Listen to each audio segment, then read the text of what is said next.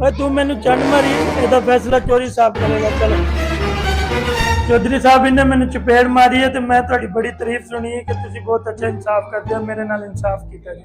ਬੈਠੋ ਥੱਲੇ ਬੈਠੋ। ਤੁਹਾਨੂੰ ਪਤਾ ਹੈ ਇਸ ਪਿੰਡ 'ਚ ਮੇਰਾ ਇਨਸਾਫ ਬੜਾ ਮਸ਼ਹੂਰ ਹੈਗਾ। ਨਹੀਂ ਇਨਸਾਫ ਜ਼ਰੂਰ ਮਿਲੇਗਾ। ਖੂਨ ਦੇ ਬਦਲੇ ਖੂਨ ਤੇ ਚੰਡ ਦੇ ਬਦਲੇ ਚੰਡ। ਹੁਣ ਤੂੰ ਇਹਦੇ ਕੋਲ ਚਪੇੜ ਖਾਣੀ ਹੈ ਕਿ 10 ਰੁਪਏ ਦੇਣੇ ਨੇ ਇਹਨੂੰ? चौधरी साहब मेरे को तो पैसे नहीं है। ਲੈ ਵੀ ਪੁੱਤਰ ਹੁਣ ਤੂੰ ਇਹਨੂੰ ਚੰਡ ਮਾਰ ਦੇ, ਬੜਾ ਬਦਲਾ ਪੂਰਾ ਕਰ। ओए पैसे तो है सी, मैं उनकी चंड खा ली।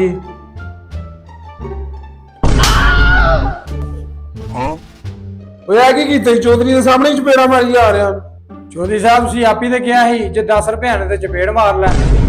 ओए 50 रुपये लभ गए, हुण फिर मैं 5 चपेड़ा मारनियां।